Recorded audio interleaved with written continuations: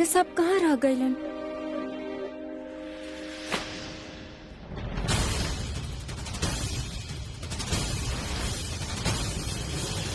काबल चंपा दीदी बैग काहे फेंकनी ऐसे? अपन कचरा अपना साथ लेके जा।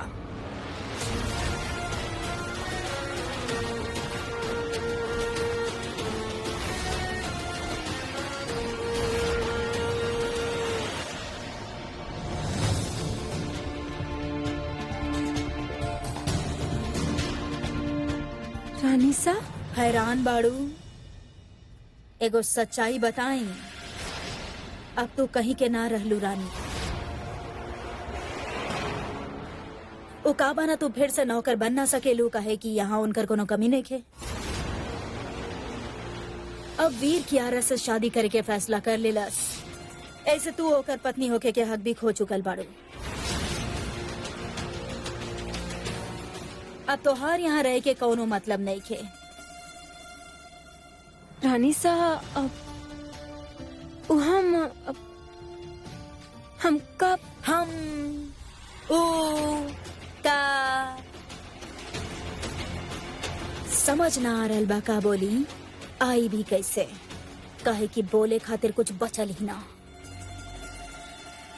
इतना जान ला कि तोहार वजह से जितना हम सहले बानी ओकर बदला तारा बहुत आसानी से जाय दे रहल बानी। काहे कि हमार होखल बेइज्जती के बदला लेवे पे अगर हम आ जाएं तब पूरा जिंदगी तड़प तड़प के माफी मंगबू ना, तब भी माफ ना करब।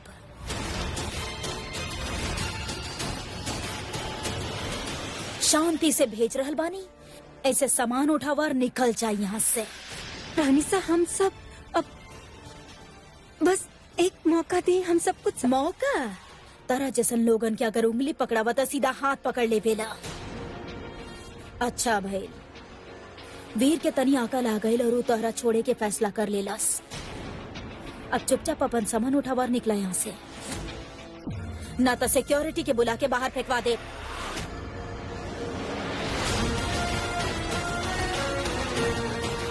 रानी सा केकरा ढूंढ रहल बाड़ू? ए बार तारा बचावे केहू ना आवे वाला।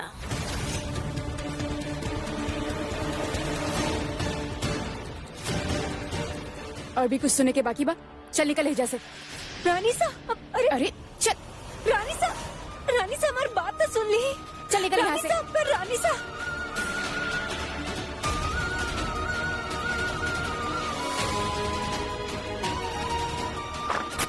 चल निकल यहाँ से। रुका।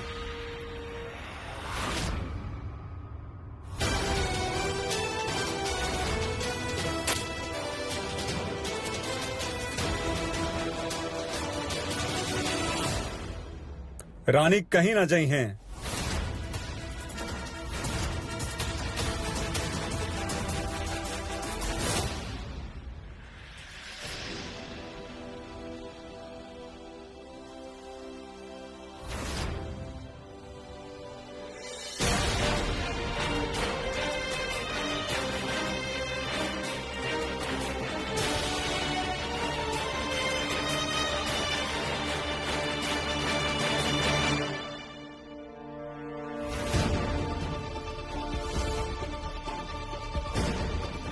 नया रिश्ता में आगे बढ़त बड़ा, फिर एकर यहाँ का काम बा?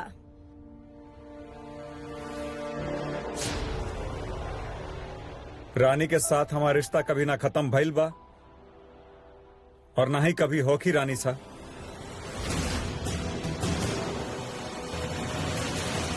तो हम जे देखनी सुननी वो सब का रहे? तू कियारा से शादी कर रहल बड़ा कि ना वीर?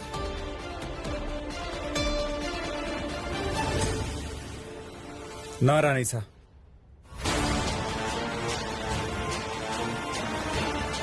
रानी सा जौन कुछ भी आप देखनी, जौन समझनी, वो सब एक नाटक रहे। रानी हमारी पत्नी है और हम उनकर पति, यह सच्चाई है और इस सच केहू ना बदल सकेला। रानी सा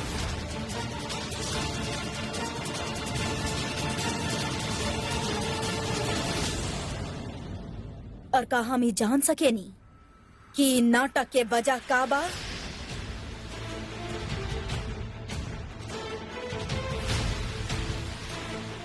रानी साहब, आपके हम सब कुछ समझाए, लेकिन प्लीज यहाँ नहीं।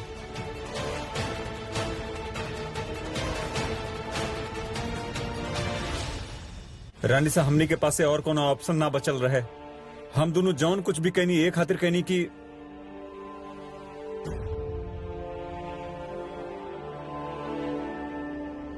वीर, ई हम कहाँ बानी ही? हमरा कब से गोवा आवे के रहे शादी के पहले, और तू हमार विश पूरा कर देला। बाय द वे, ई हमार कपल ट्रिप होके के रहे ना? यारा के उइजा तकले चीज याद पा जब उनकर और वीर की शादी होखे वाला रहा।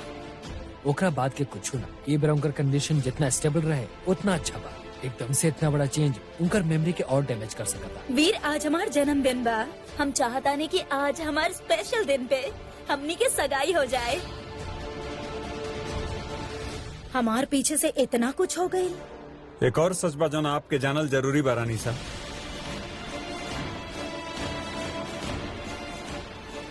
वैलेंटाइंस वाले दिन कियारा और विक्रम कुछ ज्यादा पी ले रहना। वो दोनों बहुत नशा में रहना। नशे के हालत में वो दोनों जाके मंदिर में शादी कर लेना।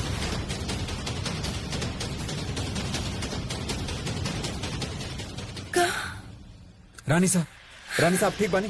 पानी। रानी, इट्स ओके। रानी साहब प्लीज रिलैक्स। लाइन जल्दी लाइन।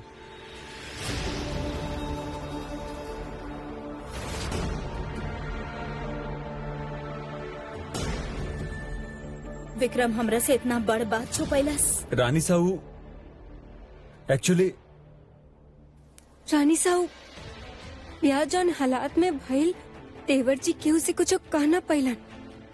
ऊपर से वक्त घर के हालात भी ऐसे ठीक न रहे, उथल पुथल होत रहल रहे सब कुछ। वो केहू से कुछ न कहले। उनकर गलती भी तो ना है ना रानी साहब। ऊपर से दोनों ही ब्याह के माने ले भी ना। यही से हम ही नाटक कर रहल बानी, ताकि उनके एहसास हो कि ब्याह कोनो मजाक नहीं खे। बस 2-4 दिन के बात है रानी सा सच कही तो हमके पूरा भरोसा है कि वो दोनों एक दूसरे के पसंद भी करेले। रानी साहब, हम माने नहीं कि आपके हमारी नाटक करे की तरकीब बहुत अजीब लग रहा होगी, पर हम आपके आश्वासन देवे नहीं कि वो दोनों के एहसास हो जाए कि वो रिश्ता के निभावे चाहेलन, तोड़ल ना। हम कह रहल बानी ना आपसे, कुछ ठीक हो जाए। अच्छा, सब ठीक कैसे होई?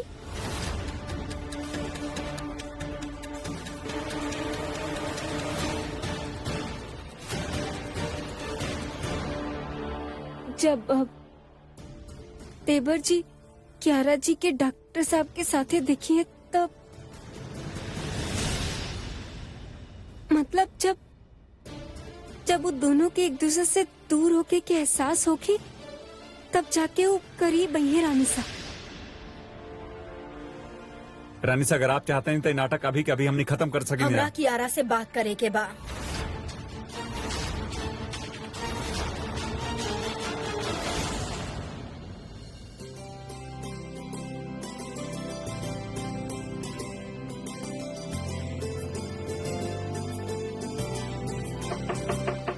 Come in.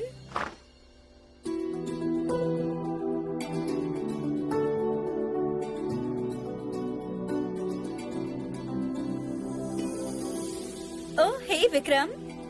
हाय। कहा बहिल, तू इतना नर्वस काहे बाड़ा? कल के नशा ना उतरल ना तोहार?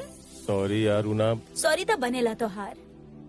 तू ऑलमोस्ट हमार एंगेजमेंट रिंग घुमा दे ले रला।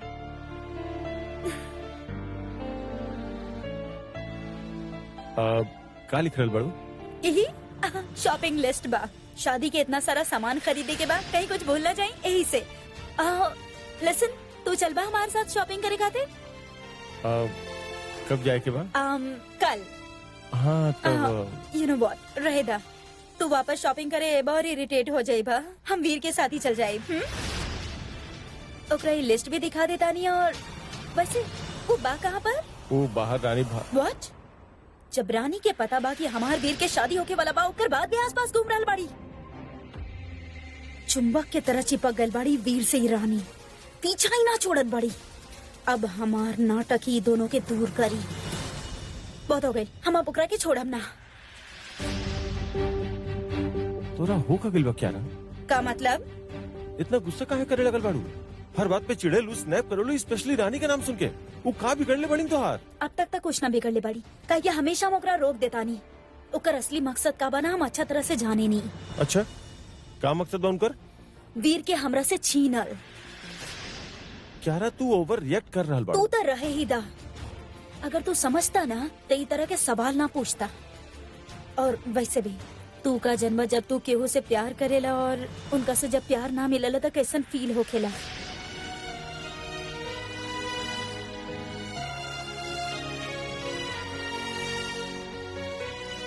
ऐसे का देखत बाड़ा? हमरा के बहुत ज्यादा काम भी करे के बा और I think you should go. Kiara, mom,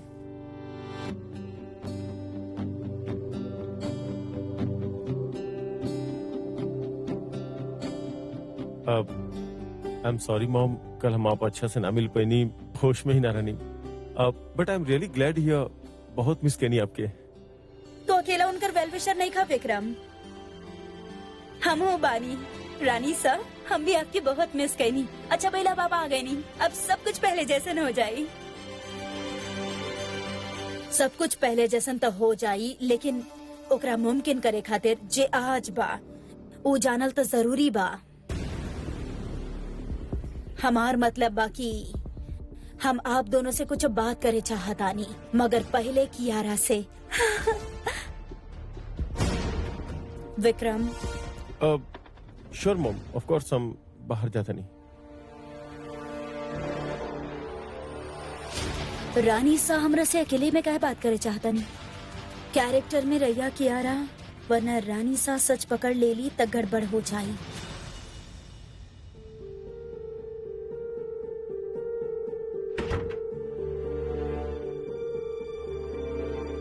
अच्छा भाई रानी सा अभी आ गए नहीं गोवा, जयपुर से चेंज में मिल गई लाहौर। और घर पे सब कैसन बाड़े? राजमाता, अंकल? हाँ, और देखी ना फाइनली वीर हमरा गोवा लेके आ गए। कितना टाइम से ओकरा कहत रहनी, मानत ही ना रहे, अब जाके मान लू। ता आगे का प्लान बा कियारा? बस अब वीर और हमारे एंगेजमेंट होके वाला बा बहुत जल्दी। अब देखा रानी सा, ए बार ना हम रानी के अमनी के स्पेशल दिन ना बिगाड़े दे। कियारा, जब हम जेल में रहनी तरह के हमार चिंता ना बहे। जेल में? ओह, आई एम रियली सॉरी कियारा। देखा ना, यादाश्त तो हार गइल बा और भूल हम रहल बानी। अब जब तहरा कुछ याद ही नहीं खे तहरा कैसे पता होई कि हम जेल में रहनी? या आई मीन हमरा के तक कुछ याद नहीं खे पर रानी सा आप और जेल में ये सब कैसे भइल? बहुत खराब। हाँ, तोहार एक्टिंग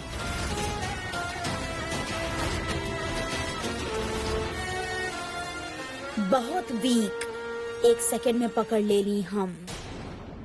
हमरा तो समझ में नहीं क्या आ रहा कि बाकी सब लोग बेवकूफ कैसे बन गईले।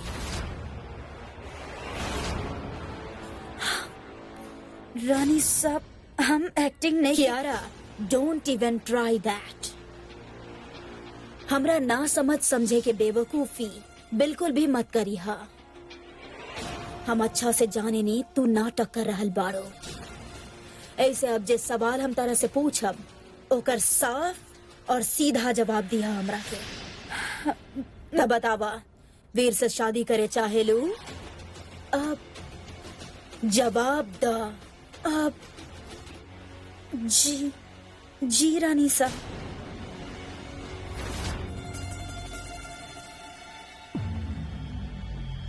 और विक्रम के साथ भइल तोहार शादी ओकर का?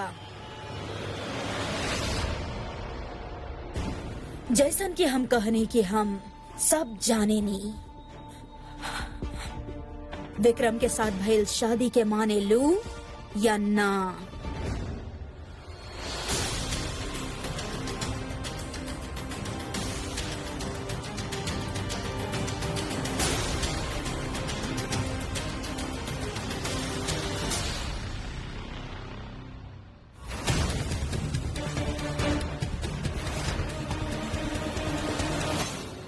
ना रानी सा,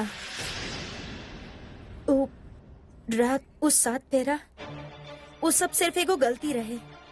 हमरा खातिर उस शादी कोनो मायने ना रखेला।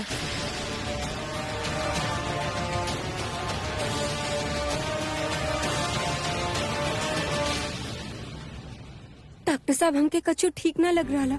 रानी साहब तक कहे ना आईनी। हमार पेट में तक गुड़गुड़ हो रहा, ना जाने का चल रहा लोग अंदर। जौन चलत हुई वो सही चलत हुई रानी, आप चिंता मत करी। चिंता ना करी? ऐसे कैसे डॉक्टर साहब? आप जाने ने नहीं नाटक करल जरूरी हो और काहे? रानी सा ये नाटक का हिस्सा कभी ना बनब। और आपके क्या लगा था कि क्यारा रानी सा से झूठ बोल पाई हैं? नेवर। हम बस खुश बानी की नाटक खत्म होके वाला बा।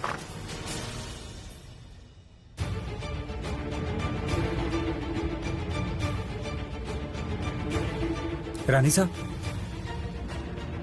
क्यारा से बात भइल आपके? का कहानी वो? रानी जे नाटक करे के फैसला कैले बाड़ी, हम ओकरा में ओकर साथ बानी।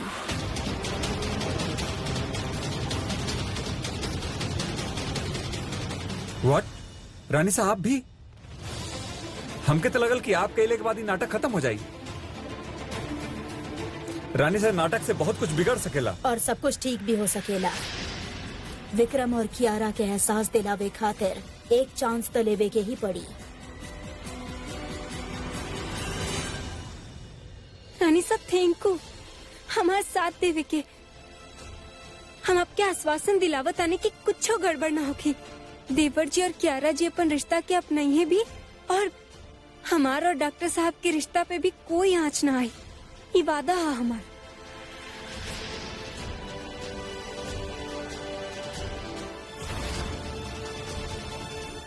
रानी सा के सारा सच पता चल गए। आई जस्ट होप क्यों केहू के भी ना बताए कि हम याददाश्त खोए के नाटक कर रहल बानी। पर ई वीर कहाँ पे बा? डॉक्टर साहब अब काहे मुंह फुला के चल रहल बानी? रानी साहब मान गई नी ना? अरे वो कुछ सोच समझ के मान ले होखी है ना। मतलब हम कहता ने क्यों हमार बात माननी? हमार आज तक कबो ऐसा भाईल है ना? ना मतलब तरकीब में कोई तो जोर होगी। अब अरे सॉरी सॉरी, लगल तो ना आपके? दिखाएं हमके। आपके कंधा हमार नाक के हड्डी पे लग गई। ऐसा चट्टान जैसा शरीर जी है आपके।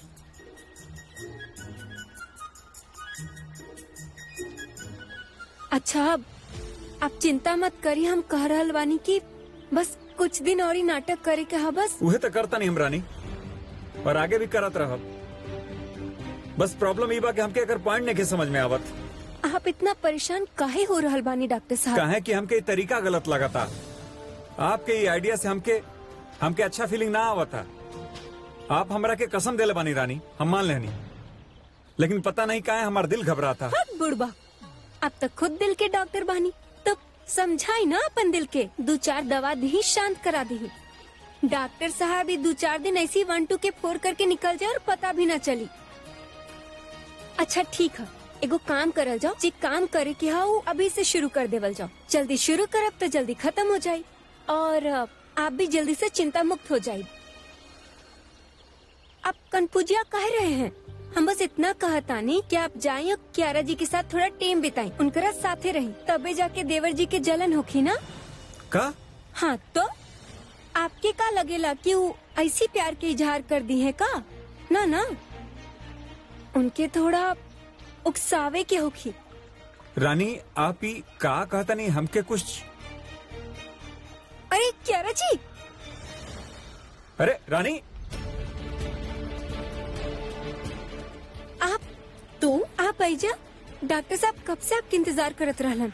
हाँ अरे यहाँ खड़ा खड़ा का देख रहल बानी? जरा जाए इनका साथे टाइम बिताई, आपके ब्याह होके जा रहल है।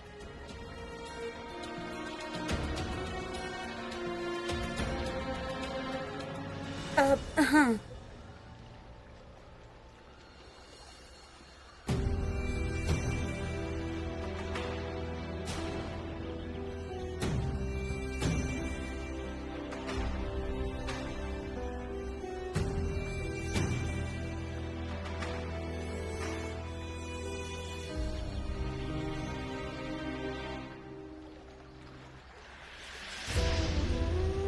पता नहीं कहाँ पर ये बारी आपसे दूर जाए में ऐसा लगा था जैसे आपसे अलग होता नहीं हम, जैसे हमार दिल निकाल के केहू ले जात होखे, पर धड़कन ही छोड़ गई होखे। जिंदा बानी लेकिन खुश नहीं की हम। हमार डर सही ना होखे के चाहे रानी, वरना हम खुद के कभी माफ ना कर पाए।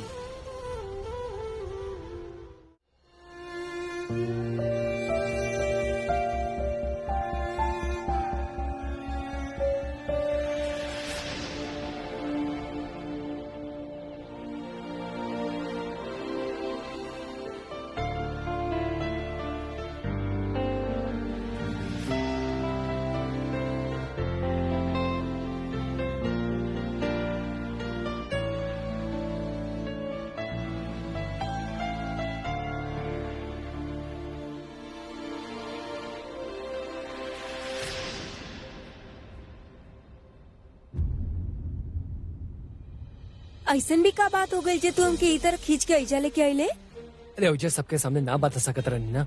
काहे? का भइला? एक सेकंड।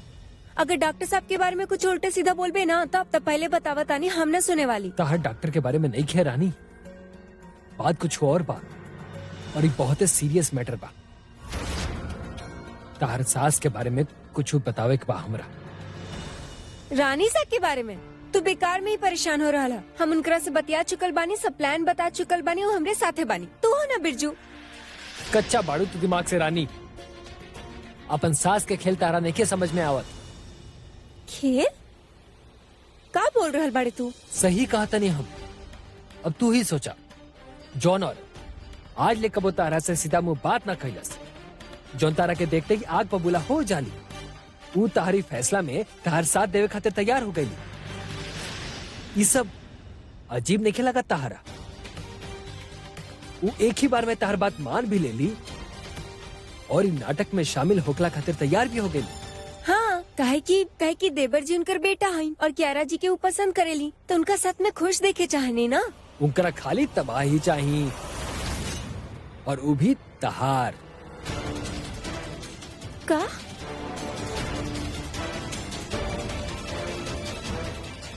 अब तू बताओ, जॉन रानी सा तारा और डॉक्टर के शुरू से अलग करके चाहत रही, वो अचानक से पलट गई। कोनो तो बात हुई, संभल के चला रानी। ये सब नाटक यारा जी खातिर नहीं किया, तारा खातिर बा।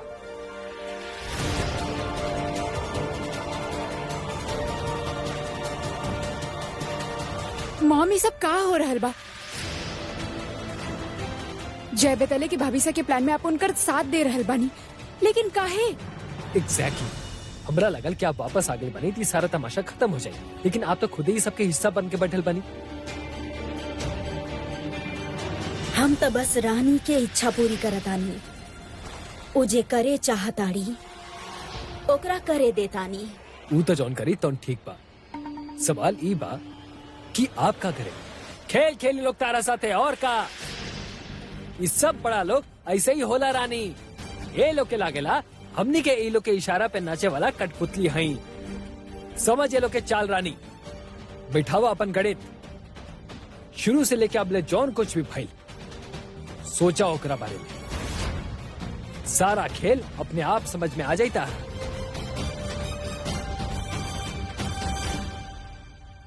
रानी, बेशक ही खेल तू शुरू कैले बाड़ू, बाकी खेल के अंजाम तक हम लेके जाएब, और जौन दिन ये खेल खत्म होई ओ दिन तोहर पूरा जिंदगी पलट जाई। जय होके रानी साहब, आपके जय होके। सब समझ गए नहीं हम। अब आई रानी की जिंदगी में असली तूफान, काय के खेल के असली खलनायक जो ना चुकल बा। आप लोग का बात कर रहल बानी मॉम, हमके कुछ समझ ना आ रहल बा। अरे हमार भोली नंदू, हमारी प्यारी नंदू, हमार आइडल, आपके मॉम, सबके रानी सा उ 2% के रानी से बदला लेवे वाला बाड़ी। वो पूरा इंटरेस्ट के साथ। वो लड़की के वजह से हम राजेश्वरी सिंह रजावत के जेल जाए के पड़ल, सलाह के पीछे रहे के पड़ल, गंदा खाना खैनी हम, वो जंगली औरतन के साथ रहे के पड़ल। हमार इज्जत, हमार रुतबा, हमार नाम सब बर्बाद कर देले सु लड़की। और रजावत परिवार के हिस्सा बने के लायक नहीं थी। और ये बार सामने से ना छिप के वार करब हम, ओकर तरकीब के ओहे के खिलाफ इस्तेमाल करब, जेकरा से वो हमेशा खातिर हमार जिंदगी से आउट हो जाए। तब होई हमार बदला पूरा और मिली हमार दिल के सुकून।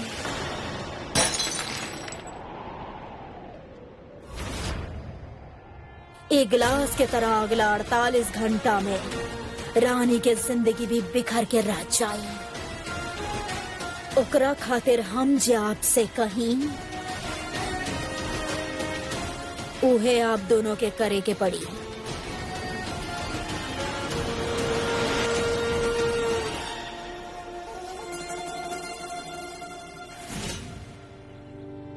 अब वी तो प्लीज एक बार ये लिस्ट देख लेना, अगर कुछ सामान रह गइल बा तो हम ओकरा ऐड कर ले। वैसे तोहार पसंद और नापसंद हमरा से बेहतर के जानी। क्यारा आपके पता बाकी हमके देखा ना, शॉपिंग वॉपिंग। कितना इंटरेस्टिंग लिस्ट तैयार के ले बानी हम। वैसे सब सामान तो मिल जाए ना यहाँ पर। क्यारा देखी ये सब हमके एक बार बिल्कुल। देखा ना, लिस्ट तो देखा।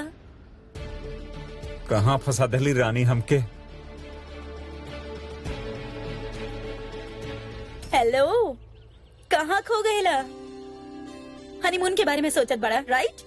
हम ओही की भी लिस्ट तैयार कर ले बानी। हमनी कौन सा कंट्री में जाए, कौन सा रिसोर्ट में रुकब, सब कुछ। एगो काम करतानी, हमनी ना बैठ के डिस्कस करतानी। चला क्या आओ। क्या आपके डिटॉक्स जूस के टाइम हो गइल बा, हम लेके आवता नहीं। ओके अरे पर ओकरा खातिर सर्वेंट्स बाड़े ना। सब बिजी बा क्यारा, आप आराम से बैठी, लिस्ट बनाई, हम वापस आवता नहीं तुरंते। ओके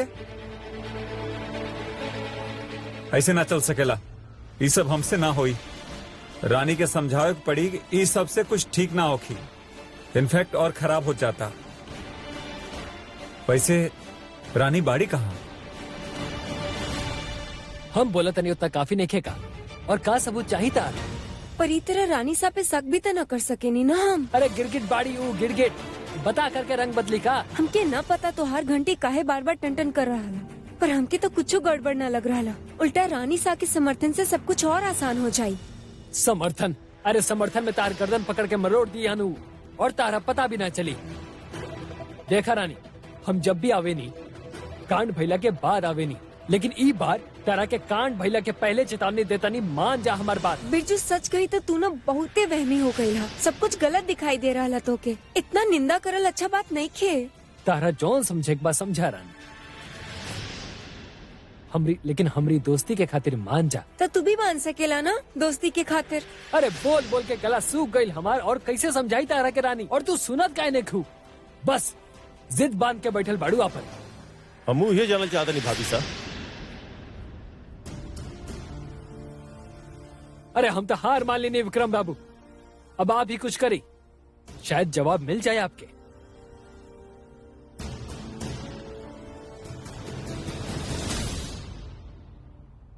बताई भाभी साहब, काहे हो रहल भाई साहब? देवर जी हम आपके सब। ना भाभी साहब, ये बार आप ऐसा कुछ ऐसा नहीं कर सकते जो हम मान जाए। जहां तरीका है कहे कि आप और ब्रो एक दूसरे से दूर नहीं रह सका। अरे आप दोनों तो बिना अपन जान के परवाह किए एक दूसरे से लड़ पड़े नहीं। फिर आज का हो गई भाभी साहब? कहे अब ब्रो की शादी क्यारा से करवावल चाहता नहीं। ब्रो आपके खातिर कितना कुछ करेले, आप उनकरा खातिर कितना कुछ करेले। सबसे पहले उनकरा बारे में सोचे नहीं। एक बात तो साफ बात, जे कुछ भी हो रहल बना ना आपके खातिर सही बना, उनकरा खातिर सही बना। फिर केकरा खातिर हो रहल बा भाभी सही सब? क्यारा खातिर?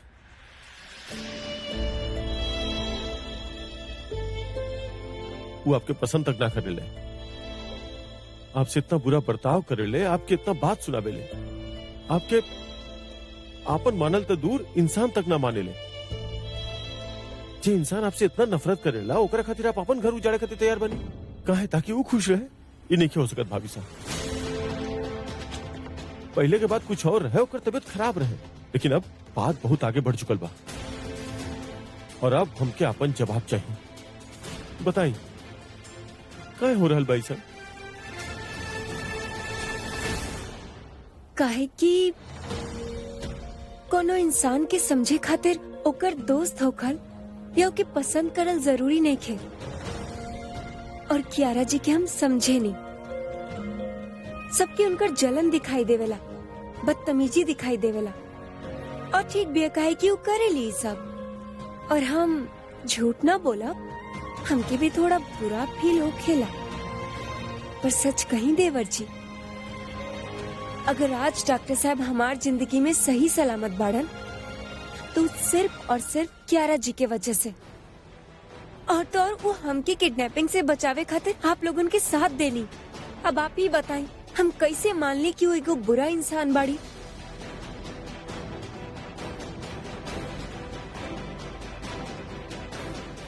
डॉक्टर साहब के लगेला, आपके लगेला, यहाँ तक कि कियारा जी के भी खुदे लगेला कि वो उस दिन डॉक्टर साहब की जान यही खातिर बचैली काहे कि वो उनकरा से प्रेम करेली। पर वो प्रेम नहीं खे, वो सिर्फ उनकर जिद हा। जिसे कोनो बच्चा के होखेला ना खिलौना खातिर जिद, ठीक वैसने जिद थामल बैठल बाड़ी वो का है ना, वो हार बर्दाश्त न कर पावेली।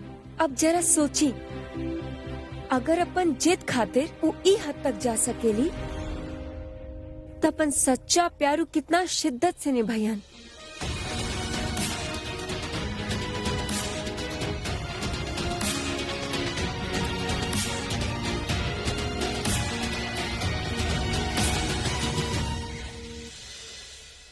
माने नहीं कि ना?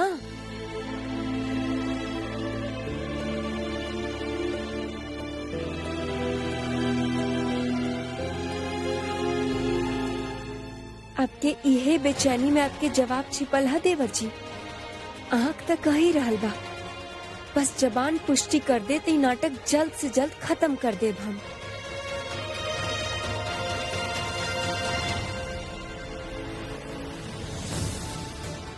यहाँ घूम रहल बाड़न, पक्का बहाना मार के निकल अलन होखिए कियारा जी के पास से।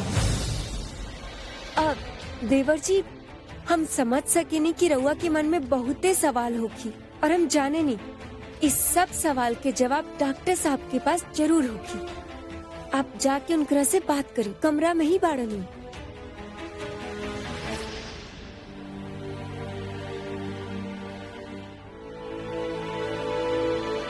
हे माता रानी, जैसन हम सोचतानी वैसन हो जाए तो सब उलझन सुलझ जाए। कृपा करें हमारी नाटक के सही अंजाम तक पहुंचावे खातिर।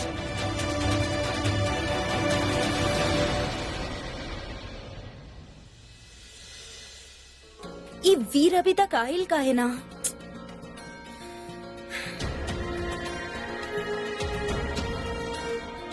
भाभी से तक रही के ब्रो इजे हुई है।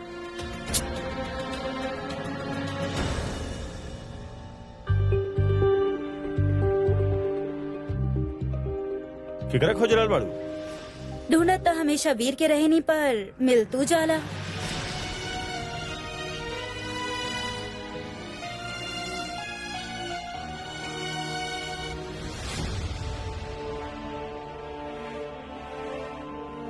हर तरफ देख लेनी, रानी आखिर गईली कहाँ पे? माँ रहनी ना बहाना, छोड़ रहनी ना कियारा जी के। वैसे तो आप कुड़त रहब कि हमके ई तरकीब समझ में ना आ रहा, हमके ना करे क्या, हमके ऐसे से बाहर निकालो। अब पिलान शुरू होगी तभी जाके खत्म करके बाहर निकलब ना। आप ऐसे छुपन छुपाई खेलत रह कियारा जी के साथ तो कैसे चली? उत्तम सब संभाल लेनी, वरना संभाल लेनी मतलब का संभाल लेनी? कियारा के साथ अकेले छोड़िए नहीं हमके। डॉक्टर साहब आपके ना हमारे हुनर के कदर ही नहीं थे। ये अजीबो गरीब प्लान बनावल आपके हुनर है। डॉक्टर साहब हुनर के एगो बहुत ही कमाल की बात होखेला, क्योंकि छिप जाएला तो क्योंकि छप जाला, और जब हमारी तरकीब काम कर जाए ना तब देखब आप सब मिलके 90 डिग्री वाला सीना तान के हमके 45 डिग्री वाला सैल्यूट दे अपन हाथ से। अब वैसे मामला संभाल लेनी है, देवर जी के कियारा जी के पास भेज देनी है। अब आप देखत रहब कैसे बात बात में अपन दिल के बात बता ही दिहन। चले का भाई, अब चल चल के भी हमके घूर सके नहीं, ठीक है? अब देखिए हमार भौकाल आई। 2 मिनट कह के गयल रहे और इतना देर हो गयल बा। वीर हमेशा हमरा के इंतजार करावेला, देखा ओकरा तो कुछ फर्क ही ना पड़ेला। शादी होके वाला बा, हमनी के सोचे के चाहिए ना ओकरा के।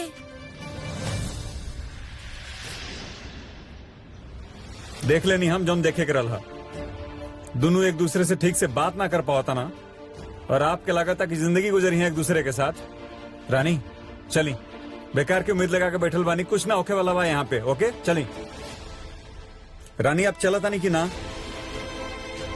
फाइन, यहीं खड़े रही, हम जाता नहीं। पर डॉक्टर साहब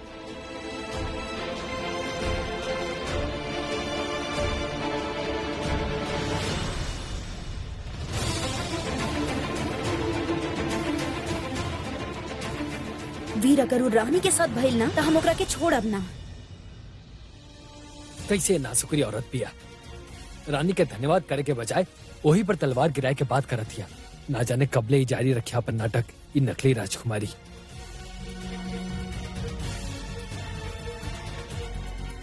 नौटंकी देखनी है विक्रम बाबू, गलती खुद कैली और कसूर बाकी दुनिया के। बताओ तनी हम एकर याददाश्त खोइला के नाटक बाना हम सबके बहुत भारी पड़ी। हमार मानी इतना भरोसा एकरा पर खर्च मत करी, लूट जाए माँ। ई बिरजू के भी खुजली कम ना हो खिलाना, सब खेल बिगाड़ दी। अभी रुका भी क्या? अरे बस करा यार, बस करा। तोरा कितना बार बोले बनी कि क्यारा खातिर उल्टा सीधा मत बोलल करा। कितना जाने ला तू करा? जब केहू के जाने ला ना, पहचाने ला ना, तो करा बारे में उल्टा सीधा बोलल सही नहीं खे। अरे गलत ऊ करत यार, तू हमरा पे भड़कता रहा। अरे भड़क नहीं की रहा यार, समझा रहा बानी तोरा। तू क्यारा से दूर रहल करा, बस ठीक बा। भैया आप सब कुछ जानते भी अनजान रह सकत नहीं, लेकिन हम नहीं रह सकत। कियारा जी के ई सब हरकत के वजह से हमारे दोस्त के परेशानी होता। अरे तोहार दोस्त हमरो भाभी सब आड़ी यार। अरे तो देवर भैया के फर्ज निभावा और नकली राजकुमारी के रोका, समझाओ ओकरा के। अगर बचपन में ओकर अम्मा दूगो लगा देले हो इतना, तो इतना बड़ा बवाल खड़ा होबे न कई ससुरा। और होत के बिया हमार दोस्त के नौकरानी बनावे वाली, ओकर घर तोड़े वाली, तनी देर हमरा साथे छोड़ के देखी, पूरा ओकर उल्लू सीधा कर देम हम। बस बिरजू, बस। तोहरा बात एक बार में समझ में ना आवेला ना, हमरा मजबूर मत करा कि हम फिर से तोरा ऊपर हाथ उठाई। वो दिन तो हम लिहाज करके छोड़ देले रहनी, लेकिन आज ना, हम भी अपन हाथ में कोनो चूड़ी नहीं पहन ले। तू हमरा के जौन भी दे बना, सूद समेत लौटाइम हम। अगर तू हमरा के थप्पड़ मरबा तो हम तारा के कंटाप लगाइम ससुरा। तोहार इतना हिम्मत?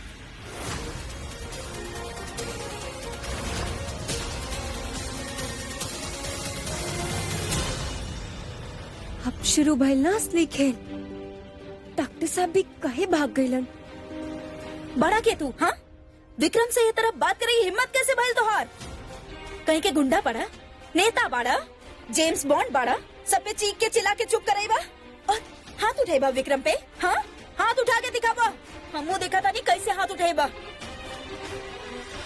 कियारा जी आप बीच में ना पड़ी, ये हम दोनों के बीच के बात पर। तहरा जैसा लोग सिर्फ बकवास ही कर सकेले, और बेहतर यह हुई कि अपन बकवास को अपना पास ही रखा। अगला बार विक्रम के खिलाफ कुछ भी कहला ना बेरजू, तो हमरा से खराब क्यों ना होगी। माफ कर दी है रे बिरजू, पर आज थोड़ा डांट खा ले, काहे कि कियारा जी और देवर जी खातिर यह सही है। खड़ा रह के देख का रहल बड़ा, हाँ? विक्रम के अच्छाई के बार बार फायदा मत उठावा। सबसे इतना अच्छा से बात करेला, सबके इतना केयर करेला, बाकी ना तू लोग तो एकर सर पे ही खड़ा हो गया। आखिरी वार्निंग देता नहीं बेरजू, सुधर जा वरना हमरा से बुरा केहू ना होगी।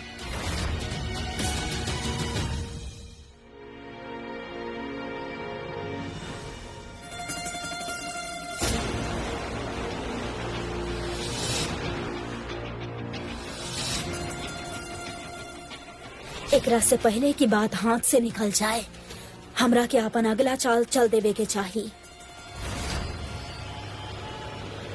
क्यारा जी तब देवर जी खातिर बिरजू की रेल बना देली।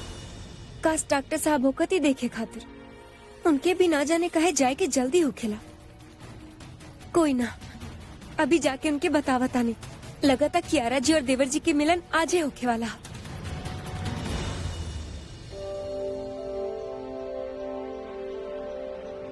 रानी साहब, आप ऐसे रानी, आप देखनी ना कैसे अभी अभी देवर जी और क्यारा जी एक दूसरा खातिर लड़त रानी। क्यारा जी तो बिरजू के लताड़ देनी एकदम।